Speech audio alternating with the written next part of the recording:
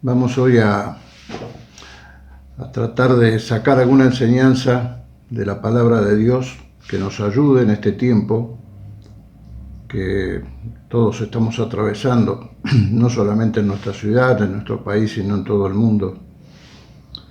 Cuando uno recorre las páginas de la Biblia, se encuentra con hechos que son realmente sorprendentes, a lo que nosotros muchas veces llamamos milagros. El apóstol Juan habla de señales, es decir, las señales que indicaban quién era la persona que estaba con ellos, que era nada menos que Dios mismo, habiéndose hecho hombre. Lo mismo ocurre en el Antiguo Testamento. Hay una cantidad muy grande de hechos que nos llaman mucho la atención y que nos muestran de alguna manera cuál es la naturaleza de Dios, que nos muestran hasta dónde Dios ha querido revelarse, mostrarse al ser humano, cómo Él ha tomado las decisiones a las cuales nosotros tenemos que ceñirnos, porque Él es el Dios soberano, el Dios que todo lo puede. Hay algunos hombres que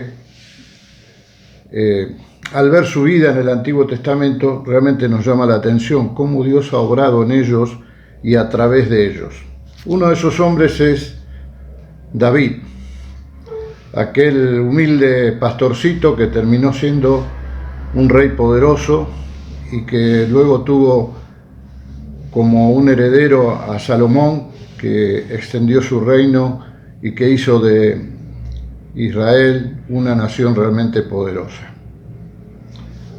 Es por eso que hoy quisiera leer en primer lugar un pasaje que está en el libro de 2 Samuel, capítulo 5, versículos 17 al 24, siendo su pasaje paralelo 1 Crónicas 14, del 8 al 15. Pero leemos en 2 Samuel, capítulo 5, versículo 17. Dice así la palabra de Dios: oyendo los filisteos que David había sido ungido por rey sobre Israel, subieron todos los filisteos para buscar a David, y cuando David lo oyó, descendió a la fortaleza. Y vinieron los filisteos y se extendieron por el valle de Refaim. Entonces consultó David a Jehová diciendo: ¿iré contra los filisteos? ¿Los entregarás en mi mano? Y Jehová respondió a David: ve, porque ciertamente entregaré a los filisteos en tu mano. Y vino David a Baal Perasín, y allí los venció David, y dijo: quebrantó Jehová a mis enemigos delante de mí como corriente impetuosa. Por esto llamó el nombre de aquel lugar Baal Perasín, que quiere decir el Señor que quebranta. Y dejaron allí sus ídolos, los filisteos, y David y sus hombres los quemaron. Aquí tenemos una parte de esta historia que queremos tratar hoy. La parte en la cual David derrota a los filisteos. Pero dice la Biblia, en el versículo que sigue, el versículo 22, y los filisteos volvieron a venir y se extendieron en el valle de Refaim, y consultando a David a Jehová, él le respondió: no subas, sino rodéalos, y vendrás a ellos enfrente de las balsameras. Y cuando oigas ruido como de marcha por las copas de las balsameras, entonces te moverás, porque Jehová saldrá delante de ti a herir el campamento de los filisteos. Y David lo hizo así, como Jehová se lo había mandado, e hirió a los filisteos desde Geba hasta llegar a Geser. David ya era rey por este tiempo, pero los filisteos van a venir contra él. Siempre fueron los enemigos del pueblo de Dios y en particular con David. David lo derrota, pero vienen la segunda vez, extendiéndose sobre el valle, dice la Biblia, de Refaim. Las dos veces se extienden en ese valle, que quiere decir gigante, seguramente haciendo mención a esa tierra de gigantes, donde habían habitado personas de mucha estatura, personas grandes, y entre los cuales seguramente encontramos como un descendiente nada menos que a Goliat. Era cerca, este lugar no estaba muy lejos del lugar donde con 5 piedras y una honda, David, siendo un jovencito, venció a Goliat, venció a aquel que lo retó al gigante que había provocado los escuadrones de Dios, del Dios viviente. Mucho había pasado ya desde aquel momento en que el humilde David había vencido nada menos que al gigante Goliat. La vida de David fue una vida de desencuentros con Saúl, de persecución, de guerras, de huidas, de supuestas reconciliaciones con Saúl, etcétera, etcétera. Pero Dios había desechado a Saúl y ya había ungido a David, quien finalmente termina siendo el rey de Israel. Los filisteos en algún momento habían tenido a David como un exiliado e incluso querían que peleara junto con ellos contra Saúl, pero luego se dan cuenta que después de todo David también era alguien del pueblo de Israel, entonces que dejan de lado esa idea. También la Biblia nos muestra que había algunos valientes que al principio habían sido nada más que quizás como una banda que acompañaba a David, pero que ahora se habían transformado en los valientes de David. Y David se prepara para la batalla, pero consulta a Dios. A partir del versículo 22 dice que los filisteos volvieron a venir. David ya los había enfrentado y los había derrotado en Baal Perasim, dice la palabra de Dios, aquel lugar que Baal designa, Baal quiere decir Dios, como el Señor que quebranta. Allí David, luego de esa batalla, quema los ídolos. Pero ahora Dios le da otra estrategia. Primero le dice que vaya adelante, que él se iba a ocupar, que David le había preguntado si iba a entregar a los filisteos en su mano, y entonces Dios le había contestado que vaya porque le iba a entregar a los filisteos en sus manos. Pero ahora vuelve a consultar a Dios y Dios le da otra estrategia. Dice que tenía que rodearlos y venir a ellos frente a las balsameras. Ahora la estrategia era esperar que Dios actúe. Y la señal iba a ser el ruido como marchas en la copa de las balsameras, el ruido sobre las balsameras. ¿Qué son las balsameras? Bueno, la raíz de la palabra significa llorar, y aún esta misma, una palabra muy similar se utiliza en un salmo, el Salmo 84:6, donde se lo traduce como lágrimas. Seguramente por el tipo de árbol que era, que desprendía al hacerle una incisión una resina muy especial, de la cual hablaremos seguramente en otro momento, hablando del bálsamo. Algunos creen que se trataban simplemente de plantas similares a las moreras. Otros dicen que era una especie de sauce o álamo muy alto que medía entre 9 y 14 metros de altura y cuyas hojas producen un susurro con el viento.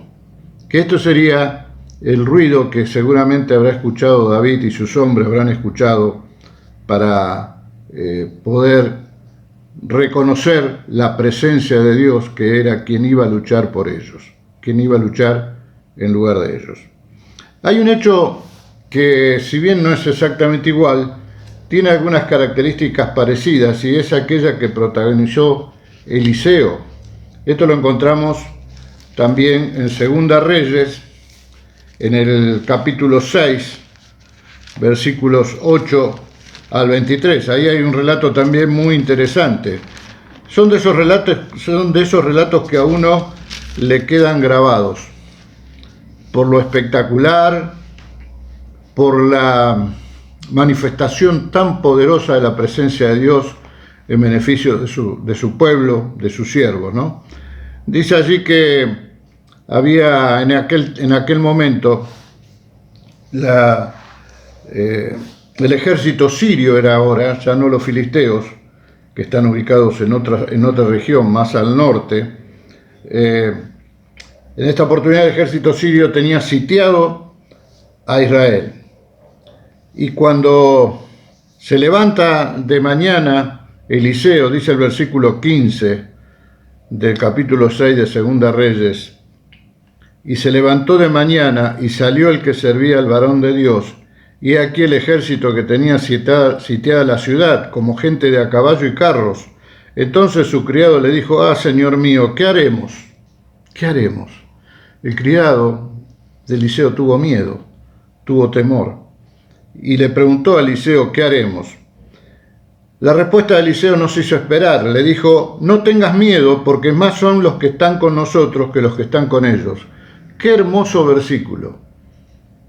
Qué esperanza nos da a nosotros cuando lo leemos, frente a la prueba, la dificultad, el temor, quizás algún ataque de algún tipo, que podamos decir, como dijo Eliseo, que podamos escuchar esto que dice la palabra de Dios: no tengas miedo, porque son más los que están con nosotros que los que están con ellos. Y oró Eliseo, dice la Biblia, versículo 17, y dijo: te ruego, oh Jehová, que abra sus ojos para que vea. Entonces Jehová abrió los ojos del criado y miró, y he aquí que el monte estaba lleno de gente de a caballo y de carros de fuego alrededor de Eliseo. Y luego que los sirios descendieron a él, oró Eliseo a Jehová y dijo: te ruego que hieras con ceguera a esta gente, y los hirió con ceguera conforme a la petición de Eliseo. Este hecho realmente es muy llamativo, ¿no? Entre la pregunta y la respuesta de Eliseo y también la respuesta de Dios frente al pedido, frente al ruego de Eliseo, podemos observar dos cosas. Podemos observar un hombre como Eliseo, que la respuesta dejaba traslucir la fe en el Señor, no necesitaba ver para saber que allí había muchos más que lo iban a defender. En cambio, el siervo sí necesitó ver. Y aquí nos encontramos también con una disyuntiva que muchas veces nosotros tenemos en la vida. ¿Hasta dónde estamos dispuestos a creer en el Señor, en su protección, en su ayuda, en sus promesas?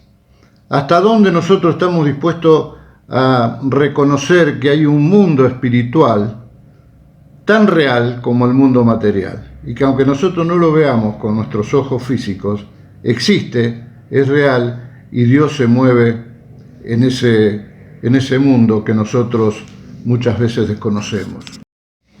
Indudablemente la percepción que tenían Eliseo y su siervo era muy distinta. Eliseo, por la fe, podía ver que estaban allí los ejércitos de Dios, mientras que su siervo tuvo que verlo, ¿no? Creo que de alguna manera nos representa a nosotros. A lo mejor no siempre, a veces somos como Eliseo, a veces somos como su siervo. A veces nuestra fe parece que es algo que nos lleva hacia adelante, que nos da ímpetu, y otras veces parece que esa fe se desvanece. Quizá deberíamos revisar eso y pedirle al Señor que nos ayude y que aumente nuestra fe, como también le pidieron a aquellos que eran sus discípulos, que también alguno de ellos, como el caso de Tomás, necesitó ver para después poder creer. Pero el hecho concreto es lo que declaró Eliseo: son más los que están con nosotros que los que están con ellos.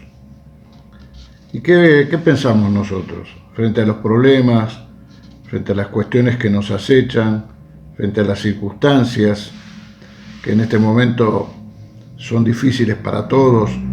¿Somos igual que todo el mundo, que solamente está pendiente de ver qué sucede con las noticias y demás, o nosotros lo miramos de otra manera? Yo me incluyo. A veces las informaciones, las cosas que pasan, a uno lo hacen sentir como que no hay más remedio, como que no hay más nada que hacer. Sin embargo, debemos pensar esto: el Señor advirtió que el mundo iría de mal en peor. Y además, como creyentes sabemos que son tiempos difíciles, tiempos de definición de parte del Señor. Pero nosotros tenemos que tener una percepción distinta. Dijo el Señor: confíen que yo he vencido al mundo. Confíen que yo he vencido al mundo. Así lo vemos ahora volviendo a David y con su ruido en las balsameras. Como decíamos, la vida de David transcurrió entre aquellas montañas y entre aquellos valles, entre las huidas que tuvo que tener, entre el temor de ser alcanzado por Saúl, pero sin perder nunca la compostura. Él fue el que en más de una oportunidad pudo matar a Saúl y no lo hizo porque sabía que nadie podía tocar al ungido de Dios, y él lo cumplió. Y Dios lo recompensó y lo hizo rey.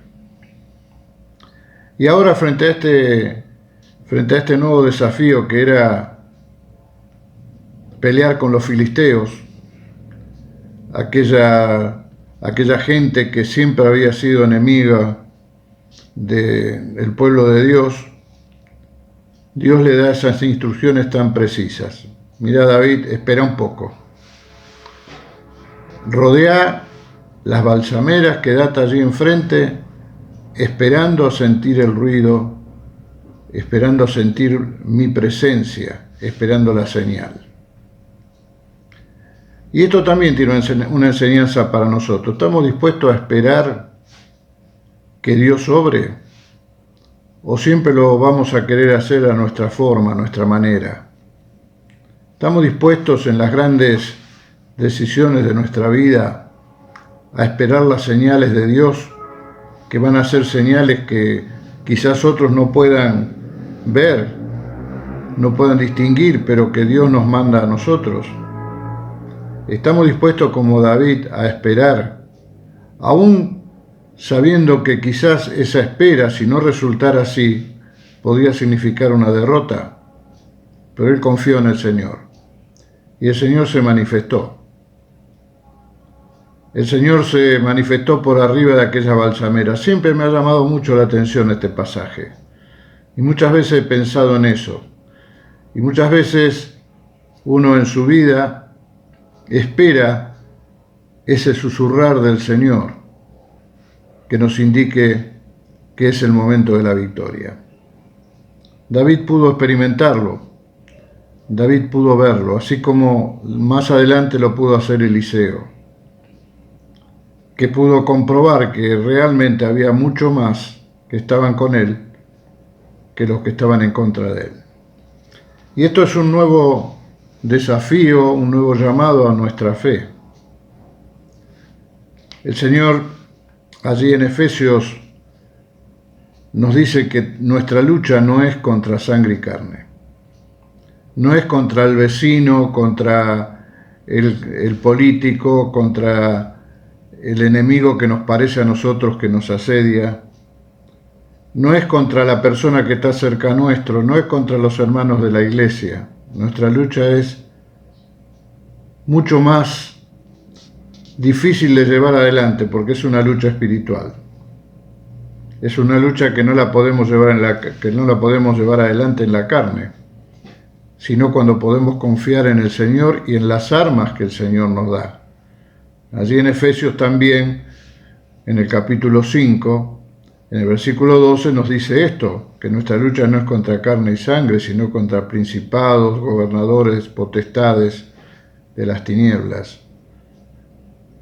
Pero también nos da los elementos para poder luchar. Nos da la armadura, nos muestra cuáles son aquellos elementos que conforman nuestro uniforme, nuestro escudo, nuestro yelmo, etcétera, etcétera. ¿Cuántas veces dejamos de lado nosotros estos elementos y queremos luchar nosotros y así nos va? ¿Y cuántas veces hemos sido derrotados, hemos mordido el polvo de la derrota porque no hemos sabido confiar en aquel que nos ha prometido la victoria. El Señor nos dice que nosotros podemos vencer. ¿Y de qué manera? Recurriendo a Él. Si ustedes leen el Salmo 121, un salmo que incluso es cantado en más de una versión, comienza diciendo: alzaré mis ojos a los montes. ¿De dónde vendrá mi socorro? Mi socorro viene de Jehová, que hizo los cielos y la tierra. Alcemos nuestros ojos, miremos a Dios, busquémosle a Él, siempre, en cada ocasión en nuestra vida, pero sobre todo en este tiempo, donde no podemos mirar ni al costado, ni un poco más allá, porque no vamos a encontrar ninguna salida.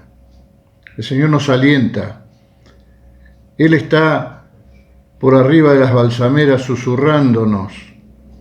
Él está por arriba de esos árboles inmensos mostrándonos su presencia.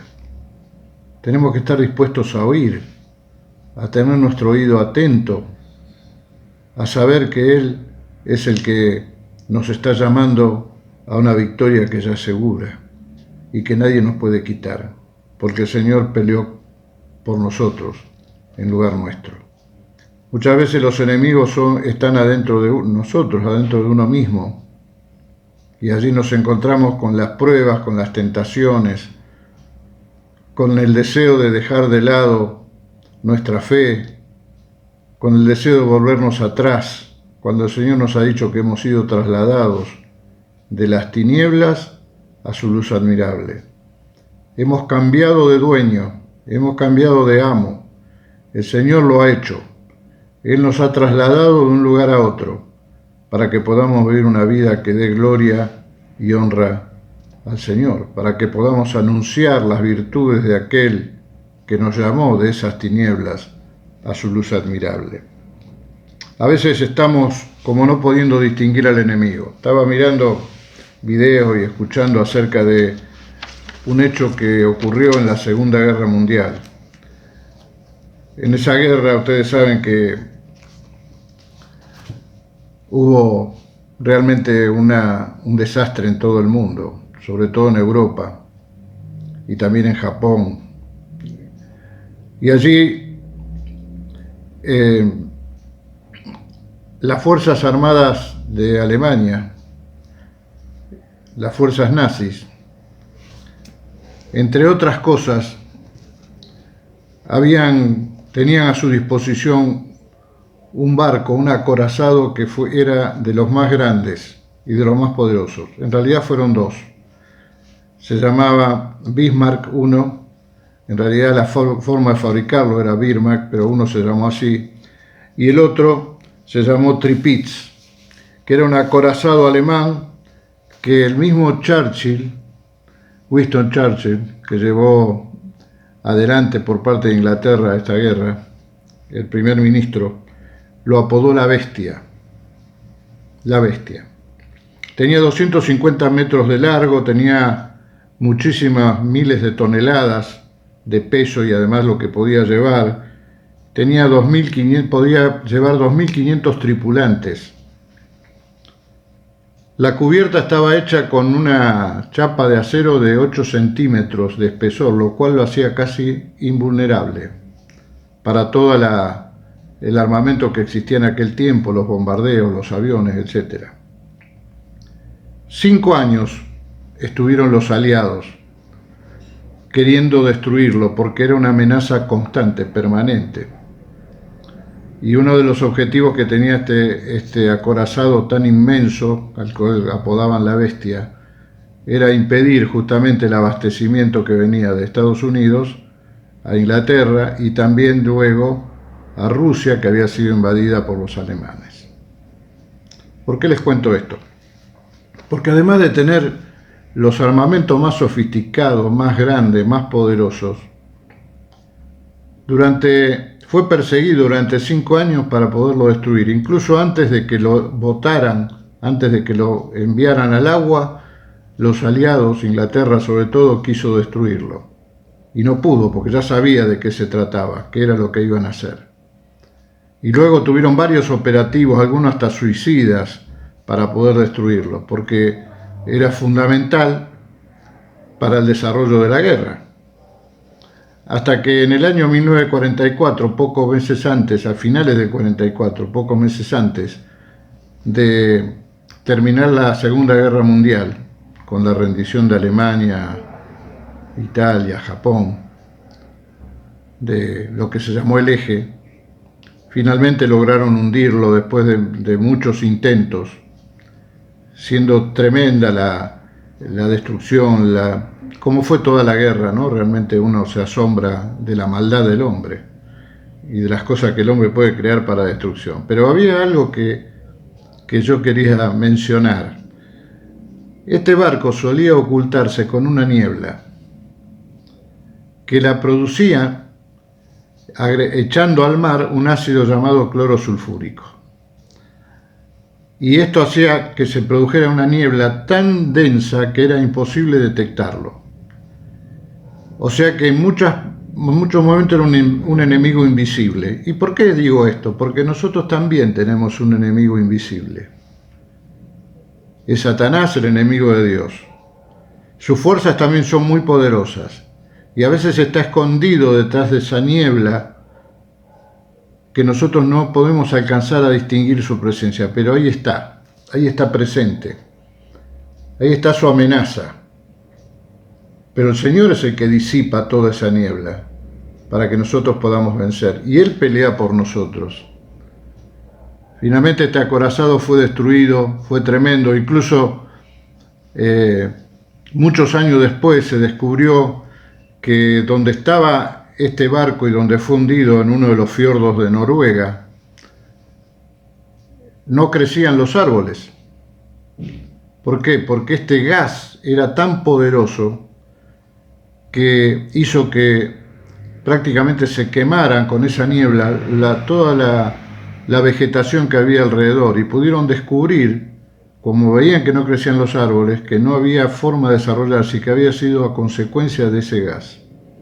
Y que era un gas letal porque además también afectaba a los mismos tripulantes. Fíjense ustedes cuánta maldad del ser humano. Pero cuánta maldad hay detrás de esa niebla que a nosotros a veces nos rodea y que no vemos más allá. Cuando el Señor nos pide que miremos más allá, porque Él está detrás de todo eso, porque Él está por encima de todo eso. Hermano querido, vos y yo necesitamos permanentemente recurrir a ese Señor poderoso que ha vencido, a ese enemigo que nos ha involucrado en una batalla, pero como vencedores, porque son más los que están con nosotros que los que están con ellos, como le dijo Eliseo a su siervo. Decíamos al principio, hay muchos personajes y muchos hechos, sobre todo en el Antiguo Testamento, que nos hablan de luchas y de victorias, también de derrotas. Pero quería ir terminando leyendo un versículo que está en Deuteronomio capítulo 31, versículo 5 y 6. Dice, Moisés está hablando y le dice al pueblo, cuando ya va a entregar esa sucesión a Josué: y los entregará Jehová delante de vosotros, y haréis con ellos conforme a todo lo que os he mandado. Y fíjense lo que dice, qué palabra de aliento, hermanos, que quisiera que nosotros también tomemos para nuestra vida. Esforzaos y cobrad ánimo, no temáis ni tengáis miedo de ellos, porque Jehová tu Dios es el que va contigo, no te dejará ni te desamparará. Estas son las palabras que Dios te dice hoy. Esforzate, cobra ánimo, no temas, no tengas miedo, porque Dios está con vos, no te va a dejar ni te va a desamparar. Y es palabra de Dios, es promesa de Dios. Él está con nosotros, Él estará con nosotros hasta el fin. ¿Y por qué va a estar con nosotros? Porque nos ama y nos amará hasta el fin. Y porque pasarán las cosas de este mundo, pero el amor de Dios nunca deja de ser. Siempre Él nos amará. Y como dice también en uno de los pasajes del Antiguo Testamento, Él está conmigo como poderoso gigante.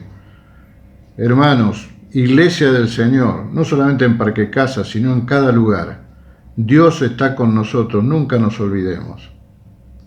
Y aunque estemos ahora sujetos a una cantidad de cosas que nos quitan a lo mejor el gozo de reunirnos, de encontrarnos, de vernos, de abrazarnos, de saludarnos con el amor de Dios, aunque no podamos estar con la familia de la fe en forma presencial, Dios sigue estando con vos, conmigo, en nuestra vida, en nuestro hogar. Y Él es el que nos une, y Él es el que nos insta a que tengamos fe y confianza en Él, a que nos dice que nos esforcemos, que cobremos ánimo, que no temamos, porque Él está con nosotros y no desamparará. Ojalá el Señor nos conceda que escuchemos el ruido de las balsameras, que en este día y en cada momento, cuando estamos quizás decaídos, quizás frente a una batalla que está por venir, quizás frente a una dificultad, quizás enfrentando un problema familiar, sepas que Dios está por encima de las balsameras y que Él te va a dar la victoria. Y Él te va a hacer escuchar ese ruido que indica su presencia. Quiera el Señor que lo podamos hacer. En este día yo he querido hablar sobre la presencia de Dios, sobre su poder, su misericordia, su compañía y sobre el ánimo que Él nos quiere dar. Pero no solamente a nosotros, dice la Biblia que nos alentemos unos a otros, que sepamos transmitir esto y no seamos los que estamos transmitiendo desánimo, porque son más los que están con nosotros que los que están con ellos. Y entre los que están con nosotros es nada menos que nuestro Dios. Él está con nosotros y no nos desamparará jamás. Y Él permanece fiel, aunque nosotros a veces no lo seamos.